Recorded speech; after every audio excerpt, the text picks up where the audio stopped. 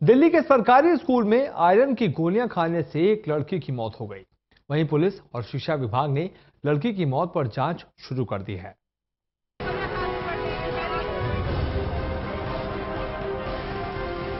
दिल्ली के सरकारी स्कूल में सेहत के लिए दी गई आयरन की गोली छात्रा की मौत की वजह बन गई। दरअसल छात्राओं ने ज्यादा गोली खाने की शर्त लगाई थी, जिसके चलते एक छात्रा की ज्यादा गोली खाने से मौत हो गई, जिसके बाद शिक्षा विभाग में हड़कंप मचा हुआ है। पूरा मामला नॉर्थ वेस्ट दिल्ली के वजीरपुर के सर्वोदय स्कूल का है। इस स्कूल में 9वीं क्लास में पढ़ने वाली छात्रा सपना ने 5 मई को क्लास में ही 10 से 12 गोलियां एक साथ खा ली थी, जिसके बाद उसकी तबीयत खराब हो गई, जहां इलाज के दौरान सपना की मौत हो गई।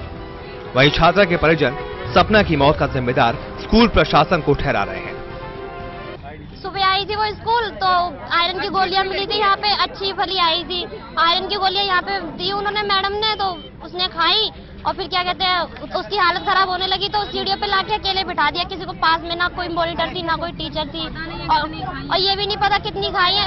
उसकी सहेली सारी बता रही है कि खाई है, और मैडम ये कह रही है मुझे तो पता ही नहीं। और उसकी सहेली घर पे जा रही है, तो क्या वो बताने नहीं होगी आके? और मैडम मना कर रही है। यहाँ पे इन्होंने डॉक्टर बुलाया तो कह रहे हैं कि 15-20 तो हम भी खा लेंगे, हमें तो कुछ नहीं होगा। दिल्ली में सरकारी स्कूलों में सरकार की तरफ से आयरन की गोली हफ्ते में बच्चों को एक बार दी जाती है।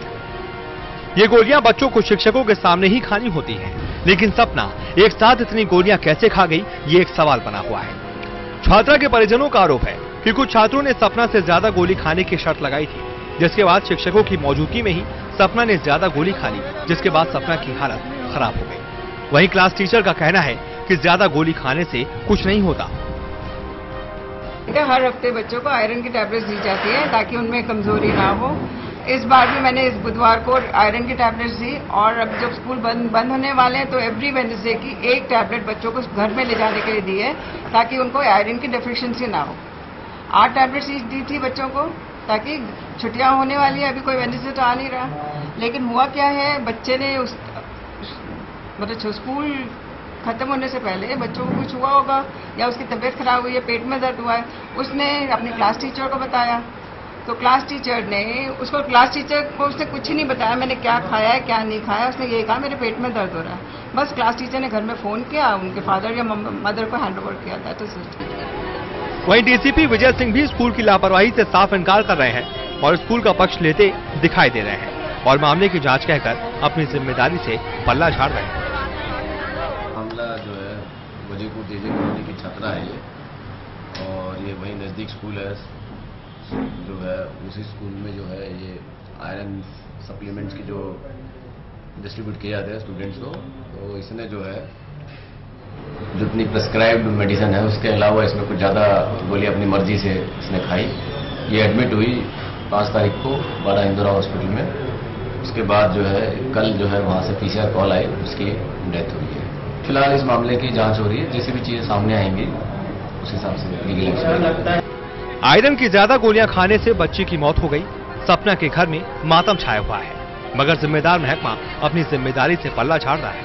बहरहाल इस परिवार की लाडली इस दुनिया में नहीं रही। अब स्कूल प्रशासन से लेकर पुलिस प्रशासन तक मामले की जांच में जुटा हुआ है, ताकि सपना की अकाल मौत की जिम्मेदारी और जवाबदेही तय की जा सके। दिल्ली से टोटल न्यूज के लिए हर्षित मिश्रा की रिपोर्ट। दिल्ली के जनकपुरी इलाके में पुलिसकर्मी को एक अज्ञात वाहन ने टक्कर मार दी और फरार हो गया। घायल पुलिसकर्मी का नाम कांस्टेबल महावीर प्रसाद है। घायल कांस्टेबल को माता चानन देवी अस्पताल में भर्ती कराया गया, जहां उसकी हालत नाजुक बनी हुई है।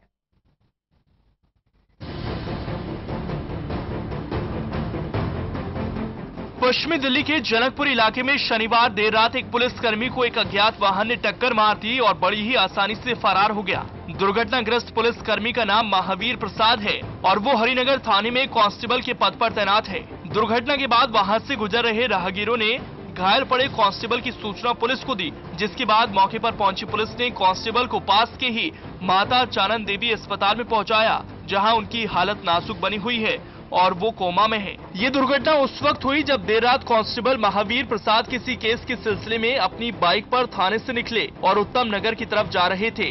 तभी वो जनकपुरी डिस्ट्रिक्ट सेंटर से कुछ दूर मेन रोड पर ही पहुंचे थे, जहां किसी अज्ञात वाहन ने उनकी बाइक को टक्कर मार दी और मौके से फरार हो गया। महावीर प्रसाद मूल रूप से राजस्थान के रहने वाले हैं और दिल्ली के नवादा में वो अपने परिवार के साथ रहते हैं। उनके परिवार में उनकी पत्नी, बेटा और 2 बेटियां हैं। फिलहाल कांस्टेबल महावीर प्रसाद की हालत नाजुक बनी हुई है और अभी वो कोमा में है। हालांकि कांस्टेबल महावीर प्रसाद को किसने टक्कर मारी, इस बारे में पुलिस अभी तक पता नहीं लगा सकी है। पुलिस क्षेत्र में लगे सीसीटीवी फुटेज खंगालने में जुटी है ताकि आरोपियों का कोई सबूत मिल सके। OP Shukla, total news, Delhi. राजधानी में एक बार फिर से रफ्तार का कहर देखने को मिला है।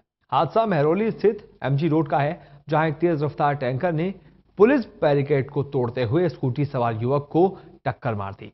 टैंकर की स्पीड इतनी तेज थी कि जिसकी वजह से टैंकर अनबैलेंस हो गया और युवक के ऊपर गिर गया, जिससे युवक की मौके पर ही मौत हो गई।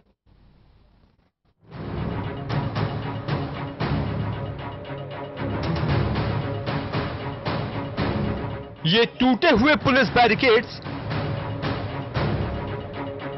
कबाड़ में तब्दील हो चुकी स्कूटी,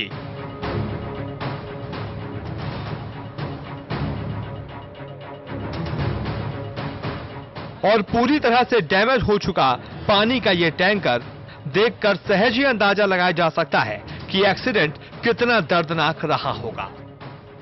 ये दर्दनाक हादसा मेहरौली के एमजी रोड का है, जहां दक्षिणपुरी का रहने वाला राहुल मेहरौली से छतरपुर की तरफ जा रहा था कि तभी छतरपुर की तरफ से आ रहे पानी के टैंकर ने रॉन्ग साइड जाकर पुलिस पिकेट को तोड़ते हुए राहुल की स्कूटी पर टैंकर चढ़ा दिया। टैंकर तेज गति में होने के कारण टक्कर लगते ही पलट गया और राहुल टैंकर के नीचे दब गया। कुछ राहगीरों और पुलिसकर्मियों ने दौड़कर टैंकर के नीचे दबे राहुल को निकालने की कोशिश भी की, लेकिन उसे नहीं निकाल पाए और राहुल की मौत हो गई। उस तरफ से वो गाड़ी की ब्रेक फेल था, वो जो पानी का टैंकर है सर, जो सप्लाई वप्लाई करता है, उसकी साइड ब्रेक फेल हो गई, जिसकी वजह से वो इस साइड से आ रहा था, अपनी साइड चल रहा था वो लड़का। तो ब्रेक फेल हो सड़क का वो आया, ब्रेक फेल हुई तो उसके बाद पीछे दब गया, जिसकी वजह से ये हादसा हो गया और वो एक्सपायर हो गया। हमारा कानून जो है उसको 1 घंटे बाद या और 1 हफ्ते बाद उसको बेल दे देगा।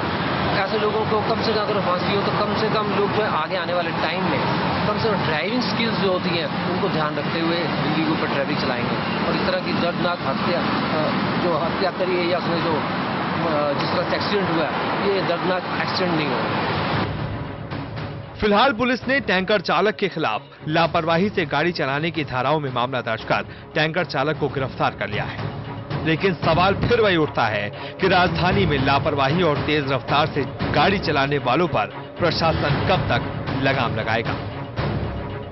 दिल्ली से टोटल न्यूज के लिए सोनू सिंह की रिपोर्ट। एक छोटा सा ब्रेक ले रहे हैं, जल्द लौटते हैं। आप बने रहिए टोटल न्यूज के साथ।